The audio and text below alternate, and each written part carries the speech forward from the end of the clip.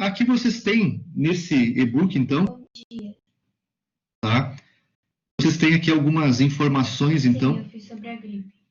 que falam sobre, Eu coloquei assim. sobre A gripe o... é causada por um vírus Só um minutinho. tipo influenza, que faz com que o sistema respiratório fique infeccionado e algumas sintomas no paciente.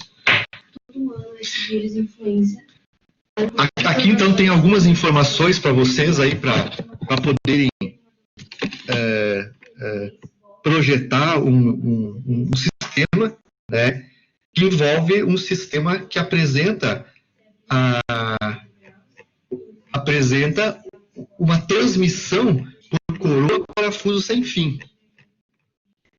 Deixa eu só voltar aqui em cima, que meu mouse ficou um pouco mais reduzido aqui.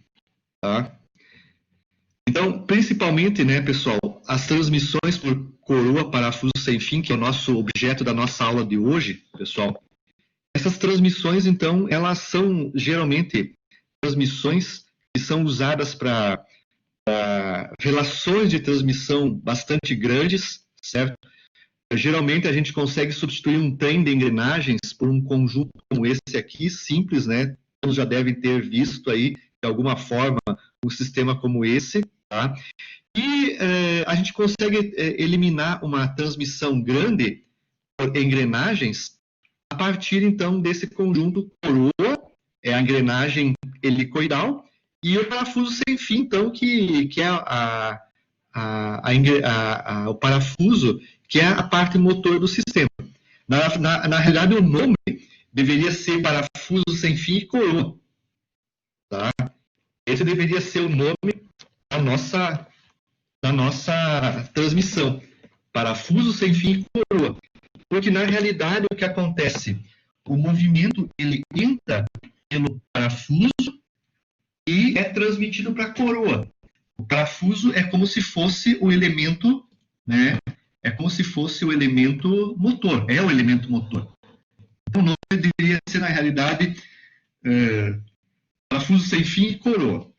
O parafuso sem fim, geralmente não, ele é de aço, tá? Nas aplicações, ele é o elemento de aço e a coroa, que é a engrenagem helicoidal, geralmente é fabricada, então, de bronze. Ela, sim, pode ser geralmente, tá? Então, esse par de atrito bronze e aço, né, gera um certo coeficiente de atrito, né, que é apropriado, então, né, o par de materiais é apropriado, então, para a transmissão, que acontece principalmente por deslizamento. Nesse tipo de transmissão, há um deslizamento muito intenso entre o parafuso e o flanco da engrenagem helicoidal, tá? E ela funciona muito a partir desse princípio. Tá? Então, os materiais são apropriados justamente para isso. Bom, pessoal, possui, tá, toda uma, né, a transmissão, então, aí, ó, possui vários elementos tecnológicos, tá? Nós temos aqui em cima, eu estou com o arquivo PDF, né, o PowerPoint, então aqui em cima eu tenho o passo axial, né, PX e PZ, né? O PZ é o passo em relação ao mesmo filete, e na realidade o parafuso ele pode ter uma entrada ou mais entradas, tá? E essas entradas, então, são os filetes que eu tenho que entram na rosca, né? No caso aqui, a princípio eu tenho um parafuso com duas entradas, ó. Vejo que o primeiro filete é esse que sobe aqui, ó, ele está acompanhando o mouse, e eu tenho um outro filete aqui que também corre paralelo a ele, tá? Então, a distância consecutiva sobre o mesmo filete é o passo PZ, tá? Passo de hélice, tá? E o PX, então, é o passo axial do sistema, tá? O parafuso, ele vai ter, o parafuso, ele vai ter aqui ao ladinho, então, todos os elementos, ele vai ter o diâmetro externo, o DA1, vai ter o diâmetro de referência, uma espécie de um diâmetro primitivo, né, que é o D1, vai ter o diâmetro do pé do dente, e em função disso vai ter, ó, aqui do lado, a altura da cabeça do pé do filete e a altura da cabeça do filete, tá? Ok? Então, ele vai ter e uma largura B1, que vai permitir o acoplamento com a engrenagem. Tá? Tem também, né, outros elementos aqui, ó, tem do ladinho aqui na figura da direita de vocês aqui, tem embaixo aqui o HF2, tá? Vejam que o parafuso é circular, né? Ele tem um diâmetro circular, então a coroa, se vocês olharem então, para a coroa, que é essa peça aqui, ó, ela vai ter também então um formato circular no pé do dente dela, né? Para acompanhar o parafuso, certo? Para acompanhar a inclinação do parafuso. E aí, então, tem uma série de elementos tecnológicos aí envolvidos, tá? Tem uma distância entre centros, então, ó, aqui eu tenho a distância entre centros da coroa com o parafuso, tá? Temos o diâmetro primitivo da coroa e é aplicado os mesmos princípios das engrenagens helicoidais para a coroa, tá?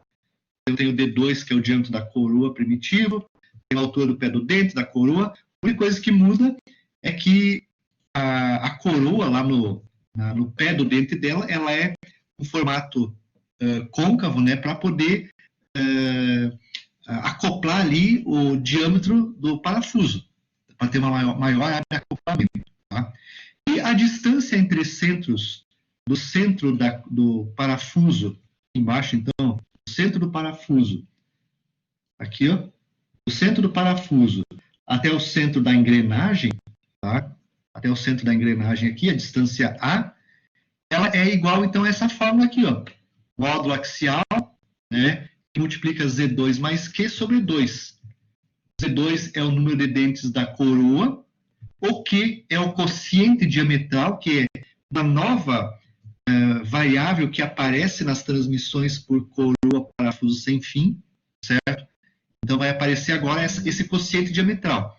Antes, a distância entre centros de duas engrenagens helicoidais ou dentes retos é módulo, que multiplicava Z1 mais Z2 sobre 2. Agora, aqui, entra o Q? O quociente diametral. Ele é um elemento importante para as engrenagens coroa parafuso sem fim. Na realidade, todo o projeto da engrenagem está baseado em cima desse Qzinho aqui, ó. Tá? Quociente diametral. Tá? Então, tem os parâmetros das engrenagens aqui, das duas engrenagens que estão aqui, né, do parafuso e da coroa. Tá? E se vocês olharem um pouco para baixo, então, tem algumas definições do que é cada um dos elementos. Né? Nós temos o ângulo de inclinação beta, ó, o desenho aqui, ó, o ângulo beta, onde está o ângulo beta aqui em cima, e o ângulo gama. O ângulo gama é o complemento do beta.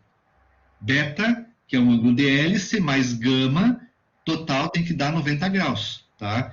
Então, muitas vezes aqui nos projetos das engrenagens, em alguns momentos a gente usa o gama e em outros momentos a gente usa o beta, nas formas que estão sendo colocadas adiante aí. Tá? Gama e beta, mas beta mais gama, 90 graus. Fechou? Temos também aqui, ó, né, ângulo de inclinação do filete, então, né, existe o ângulo de hélice beta e o ângulo de inclinação do filete. Beta mais gama, 90 graus. Então, ó, gama igual a 90 graus, menos beta. Tem o passo de hélice PZ, o número de filetes Z1, e a partir daí nós conseguimos calcular o passo axial da engrenagem. Existe o módulo axial, que é o elemento no qual nós vamos trabalhar com a engrenagem, que é o passo axial sobre π. Então, na hora de especificarmos o módulo do conjunto, né, esse módulo axial é o mesmo módulo que a engrenagem tem, então. A engrenagem helicoidal, a coroa, ela tem esse módulo axial. Lembram quando nós especificávamos os elementos da engrenagem helicoidal, nós especificávamos o módulo, né? O módulo dela, 2 milímetros, 4 milímetros, 2,5, né? Então, esse módulo passou só a ser chamado aqui na engrenagem, nesse sistema, de módulo axial. Então, o módulo axial é o módulo que nós padronizamos no nosso sistema. Tem módulo normal, tá? Existe aqui o quociente diametral, então, esse elemento aqui, onde todo o projeto, então, está baseado na escolha desse quociente diametral. Tá? D1, diâmetro primitivo, digamos assim, o diâmetro de referência do parafuso, né? Tá? Sobre o módulo axial. Então, esse elemento Q, quociente diametral é um sujeito importante no nosso projeto. Em algum momento do projeto, nós vamos ter que escolher esse valor de Q para fazer o projeto da transmissão. E das duas engrenagens. E em função da escolha desse Q, eu posso ter um tamanho de transmissão ou um outro tamanho de transmissão menor, dependendo de cada caso. Tá? Então, se nós, por exemplo, se eu fizer um projeto, tá? Vocês fizerem um projeto, nós vamos escolher Q diferentes. Tá? E essa escolha do Q diferente vai me dizer que a minha transmissão é diferente da de vocês. Tá? Talvez uma tenha melhores características em relação à outra em alguns aspectos, tá? Mas dificilmente a gente vai conseguir fazer uma transmissão igual, tá? Ok? Depende dessa escolha do fatê. Vamos chegar muito próximos. A minha escolha, para vocês, vai chegar próximo, mas nunca vai ser exatamente igual, tá? Então, são essas propriedades que nós temos aí, tá? Das transmissões, tá? A gente tem que o Z1, então, é o número de entradas do parafuso, tá? A gente geralmente consegue relações de transmissão bastante grandes quando nós temos uma entrada do parafuso. Por quê? Porque a relação de transmissão de uma transmissão por um parafuso sem fim, ela é igual ao Z2 sobre Z1. Está aqui a formulazinha, tá? Z2 sobre Z1. Então, o que acontece? Se eu usar um parafuso de uma entrada, de rosca, né? Vamos pensar que o filete do parafuso é uma entrada, tem uma entrada só, tá? Se eu usar uma engrenagem coroa de 50 dentes, eu tenho uma relação, ó, Z2 50 sobre Z1 uma entrada, uma relação de transmissão 50, gente, tá? Então a gente consegue ter uma relação grande por causa deste fenômeno, né? Porque o número de entradas do sem fim é como se fosse o número de dentes no momento que a gente calcula a relação de transmissão. Tá? Agora, se eu tiver duas entradas, 50 dividido por 2 dá 25. Se eu tiver três entradas, 50 dividido por 3, né, vai dar a relação de transmissão e assim por diante. Tá? Então, o importante na transmissão é essa, pessoal. A gente consegue uma relação de transmissão muito grande a partir usando apenas uma entrada no filete, tá? Só que daí ocorre um grande problema. Quando eu tenho grandes relações de transmissão em espaços reduzidos, a eficiência da transmissão cai bastante, tá? Cai lá embaixo. Então, se numa engrenagem, num conjunto de engrenagens de entes retos ou helicoidais, a eficiência está na ordem de 92%, 91%, tá? Uma transmissão coroa parafuso sem fim, esse rendimento, essa eficiência vai para 40%. Tá? Então, a gente ganha num espaço reduzindo um grande movimento, com uma grande redução, mas a gente perde muito em potência. Tá? E aí, geralmente, essas caixas redutoras de parafuso sem fim, elas são muito, né, aletadas. Se vocês já viram, elas têm muitas aletas, né? Elas têm um aletamento, né, uma área de troca de calor com o ambiente muito grande, justamente porque todos esses, se eu tenho uma eficiência de 40%, um rendimento de 40%, tá? Os outros 60% é perdido em calor. Então, há uma geração de calor muito grande e esse calor tem que ser tirado do interior da caixa pelas aletas para o meio ambiente, né, para dissipar esse calor do sistema. E aí, então, geralmente, as caixas redutoras desse tipo de engrenagem são muito aletadas, com várias aletas, tá? Geralmente elas são de ferro fundido, né, bem aletadas, para garantir a dissipação de calor, por causa do rendimento. Tá? Mas eu consigo ter uma transmissão coroa parafuso sem fim com alta eficiência? Conseguimos. Só que, para conseguir uma alta eficiência, eu tenho que aumentar o tamanho do diâmetro do parafuso. Como consequência, eu aumento o diâmetro da engrenagem da movida, coroa. tenho que usar várias entradas, uma só entrada daí não é suficiente, eu tenho que usar 3 ou 4 entradas no parafuso, e se eu usar então 3 ou 4 entradas, tiver um tamanho da transmissão um pouco maior, eu consigo chegar lá nos 90, 80, 90% de eficiência. Só que daí eu perco em redução, tá? Mas é possível. E no projeto que a gente faz, a gente pode tentar conseguir isso, tá? Ok? O Juarez está conseguindo ver melhor agora? Tá? Eu já tô saindo daqui e já vou apresentar pelo slide aí, tá? Eu tô mostrando aqui os detalhes das fórmulas só, tá, Juarez? Eu vou reduzir aqui um pouquinho, então. Temos as relações geométricas, então, que nos dá todos os parâmetros da transmissão, tá? Então, começa aqui com o símbolo, a relação matemática entre as variáveis da transmissão. Esse formulário, então, é importante para nós podermos projetar o sistema, dimensionar o sistema e calcular as partes importantes, os tamanhos de todas as partes da transmissão. Então, tem uma característica da transmissão importante, que é o sistema pode ser reversível ou irreversível. O que é isso? Geralmente, então, quem é a parte motora é o parafuso. No parafuso, eu vou ampliar aqui um pouquinho só essa partezinha aqui, tá? O parafuso é o sujeito que gira, que tem a parte motor é o parafuso, o motor elétrico está acoplado ao parafuso e faz girar a coroa e reduz o movimento, tá? Então, quando o parafuso gira, ele faz girar a coroa. Agora, imagine uma situação contrária, tá? A coroa girando o parafuso. Tá? Imagine que eu tenho um elevador de cargas. Esses elevadores de construção civil que levam um balde, levam lá um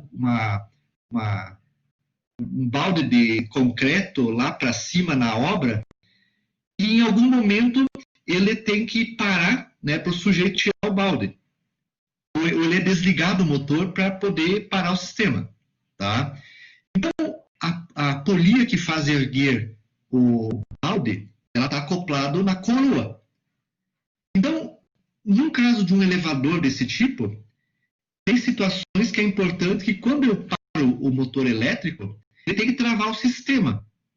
Ou seja, o peso do balde não pode fazer girar a coroa e, como consequência, fazer o motor elétrico girar no sentido contrário, porque daí a carga baixa, né? Então, nesses tipos de situação, eu preciso ter um sistema, uma transmissão parafuso sem fio e coroa, que seja irreversível. A carga não pode movimentar o motor elétrico. Quando eu desliguei o motor elétrico, quando eu parei o parafuso sem fio, deve travar tudo. O sistema tem que funcionar como um freio, tá? E aí, então, né, nesses casos, nós temos uma característica da transmissão por coroa, parafuso sem fio, que é a irreversibilidade, tá? Então, nós podemos projetar uma transmissão coroa, parafuso sem fio, para que ela seja irreversível. E essa irreversibilidade, ela vai funcionar a partir do coeficiente de atrito que existe entre o flanco do dente da coroa e o flanco do dente do parafuso. Ali tem que ser gerado um coeficiente de atrito que impeça esse movimento dos dois, da coroa empurrando o parafuso.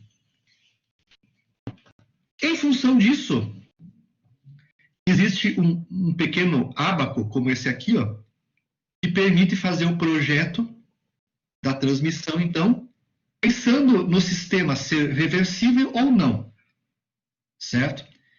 Então, para fazer esse cálculo e para definir um sistema reversível ou não, nós precisamos, antes de tudo, calcular um certo ângulo beta-limite, que é esse valor que está aqui em cima, beta-limite. Ó. Esse beta-limite é 90 menos arco tangente do coeficiente de atrito em graus. Tá?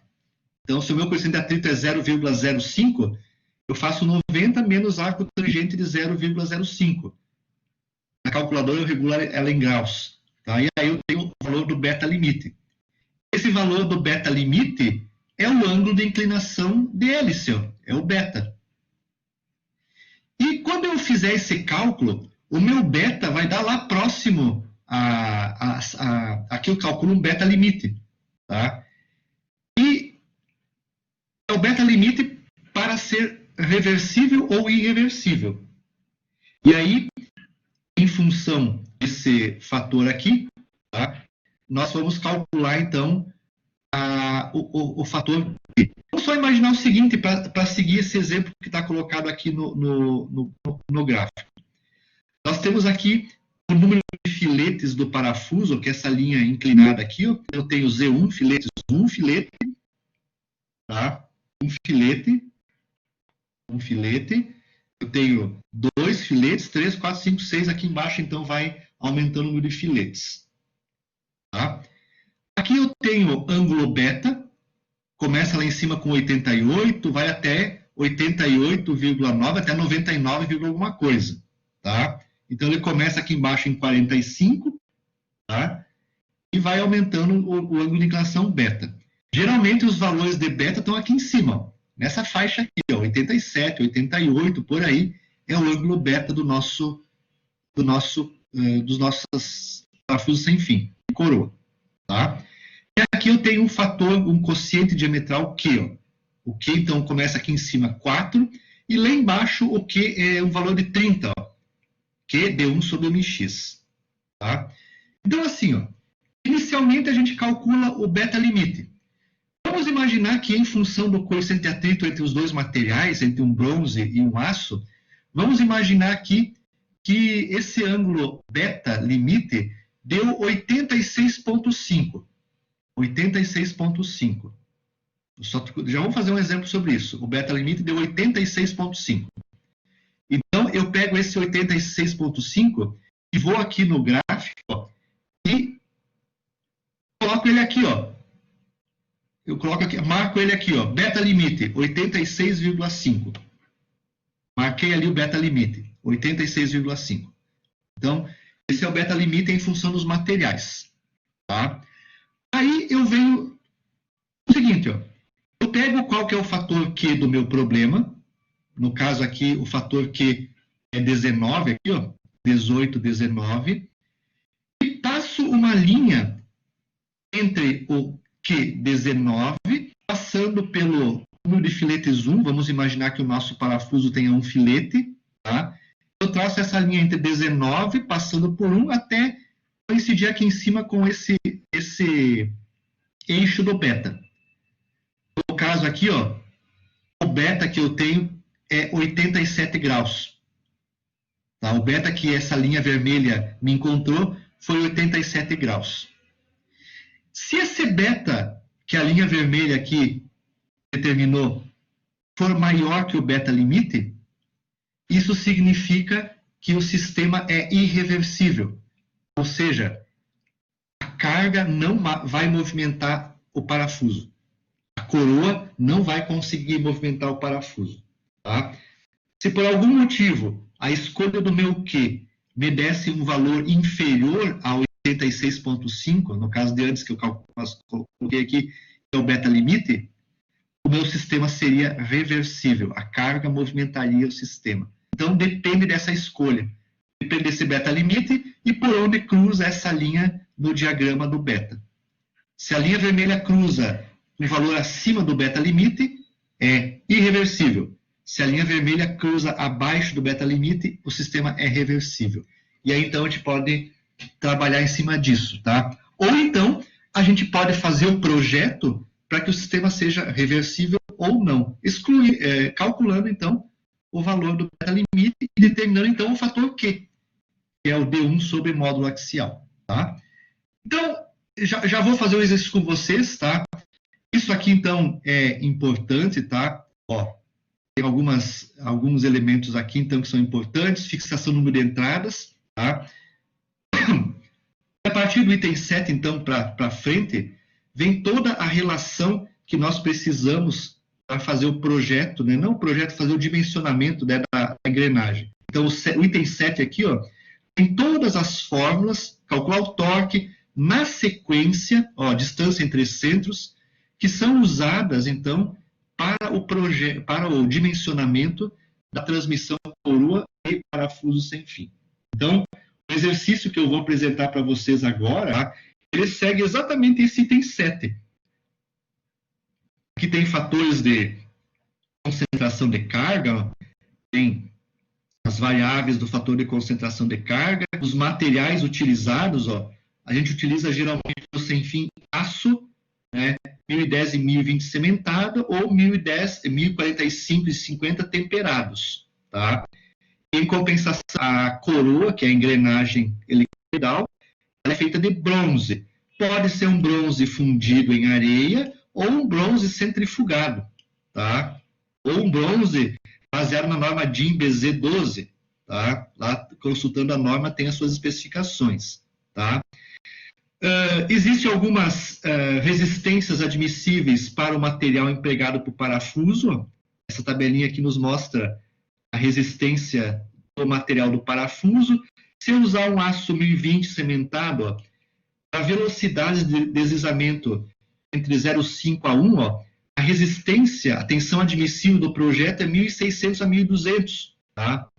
Se as velocidades de deslizamento forem maiores, eu acabo diminuindo a tensão admissível de projeto do parafuso, tá? Aqui em cima, continua então com as tensões, aqui, ó, algumas tensões admissíveis para o bronze da coroa, então, ó. Se for o bronze centrifugado em areia ou coquilha, ó, a tensão admissível do bronze é 1.200 kg por centímetro quadrado, tá? E do bronze centrifugado aqui, o BZ12, tá, é 2.000. Então, cada material tem sua resistência. O que diferencia o projeto aqui do nosso? É que aqui todo o projeto está sendo, a unidade trabalhada aqui é quilograma por centímetro quadrado. Então, todo esse projeto, né, do livro que saiu esse material aqui, todo ele é trabalhado com kgf por centímetro quadrado, tá? Não usa, então, o Newton por metro quadrado. Tem ainda alguns livros que abordam isso. Existe como calcular as tensões de contato, tá? A vida, dá para prever a vida aqui do conjunto, tá? E uma vez que eu especifiquei algumas variáveis do projeto, por exemplo, o Q, quociente diametral, tá? Eu calculo o rendimento, posso calcular o rendimento da transmissão, tá? Ângulo de atrito, tá? Velocidade periférica entre a coroa e a engrenagem. Aqui eu posso calcular, aqui em cima ainda, aqui, ó, as velocidades, então, de deslizamento entre o dente da coroa e o flanco do parafuso. Posso calcular a tensão desenvolvida na coroa e usar, por exemplo, a fórmula de Lewis, né, um pouquinho modificada, né, essa aqui é a fórmula de Lewis, de Lewis, né, a fórmula de Lewis, modificada um pouquinho, para atender, então, aos parafusos. Ó, tem o Q deforma, o B, o módulo axial, tá? Para a coroa, então, tá? No sistema, pessoal, geralmente, no sistema parafuso e coroa, o parafuso é de aço, a coroa de bronze. O sujeito mais fraco na transmissão é a coroa, tá? Ela é o elemento, é bronze, ela é o elemento menos resistente, tá? Então, geralmente o projeto é feito para ela. Se ela resiste, a transmissão de força, né, a força tangencial, como consequência, né, se a equação de Lewis nos dá bons resultados, se ela estiver bem, o parafuso que é de aço também vai estar bem dimensionado. Então, a gente nem se preocupa em dimensionar o parafuso.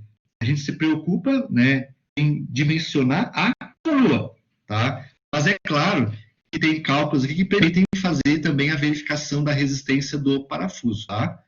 Tem alguns fatores de forma, o fator de serviço, e no fim, né, a largura B, algumas sugestões que permitem calcular a largura B do parafuso, tá? Essa largura B aqui, pessoal, essa largura aqui, ó, aqui está como outra variável, peraí, ó. Essa largura aqui, ó, B1, ó, tá? Ok? Então, podemos calcular a largura, então, da nossa transmissão, tá? Então, tem um formulário completo matemático que permite, então, fazer essas verificações aí, tá? Então, eu, infelizmente, acabei não preparando o slide no PowerPoint, tá? Mas tá aí. Até ano passado, esse material aqui era manuscrito, tá? Ano passado, eu digitei ele, né? Digitei ele no arquivo do Word, arrumei todo ele, mas ainda não fiz os slides da disciplina, tá? Também, às vezes, não é necessário, tá? Ok? Aí, então, nós aplicamos exatamente esse formulário no dimensionamento das engrenagens, que é o caso do exemplo que eu vou mostrar para vocês agora, né? Vou apresentar para vocês um pouco mais de detalhes, tá? Como é feito, então, esse projeto e que variáveis precisam ser modificadas, tá? Na hora de fazer o dimensionamento dos dentes, das engrenagens e também o filete do sem fio.